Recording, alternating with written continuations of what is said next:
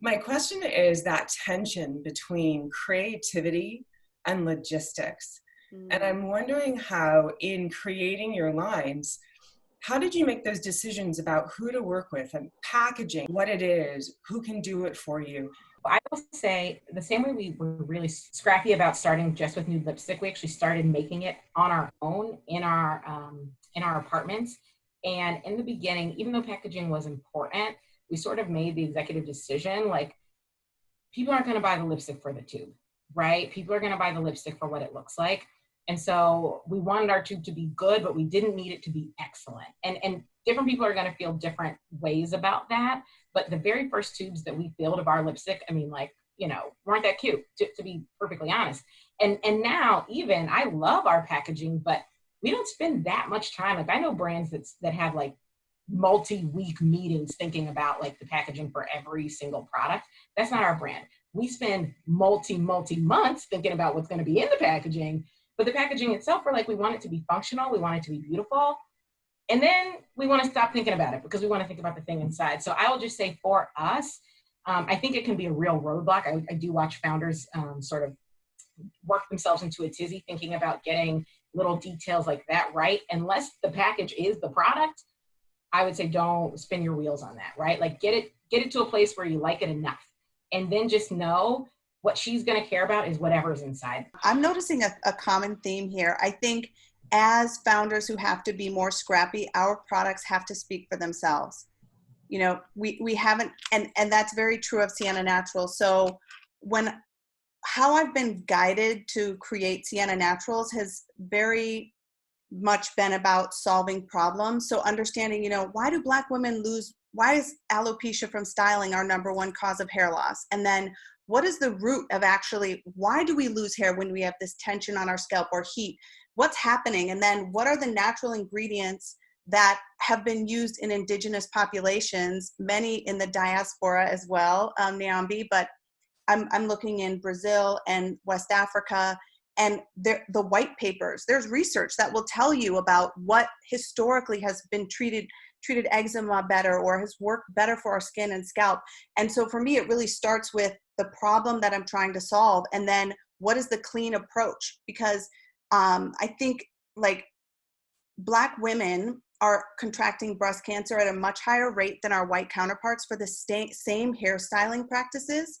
And there isn't enough being done around clean for hair and scalp health and hair care.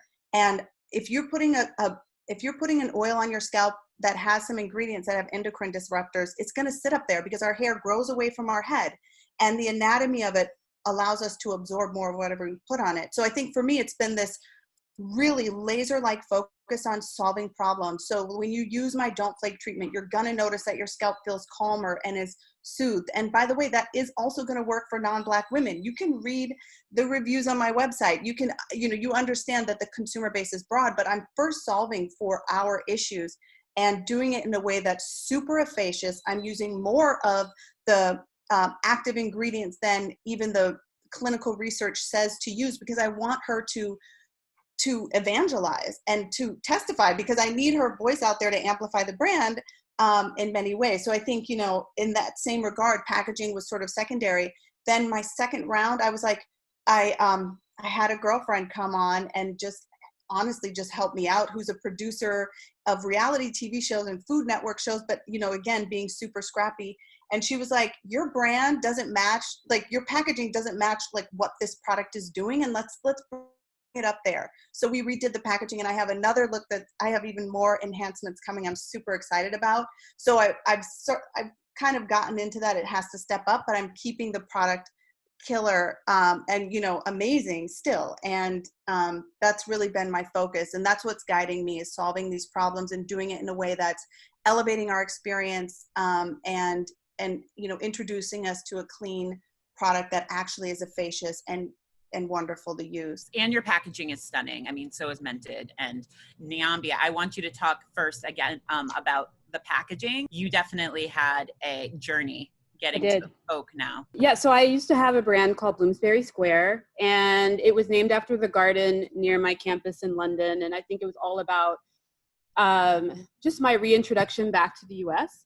And that's where I actually connected with Julee because I had like a small brick and mortar, and I really didn't think about like the national consumer. I was really interested in localism, in being like that local herbalist, that wellness point in my neighborhood. But I had beautiful packaging as well, and we got into a couple of stores, and we got into a couple of we had a couple pieces of press, and all of a sudden we started getting orders from around the country. And initially when I was Bloomsbury Square, I automatically thought that women of color would purchase my skincare because I'm a Black woman, but I'm also introverted. So I think my initial brand was very much an introverted, like soft brand. I found at my brick and mortar that it was hard to get Black and brown women through the door. And so, I had a conversation, like a come to Jesus moment with Julee. I was, Bloomsbury Square was going to be in Essence for the first time.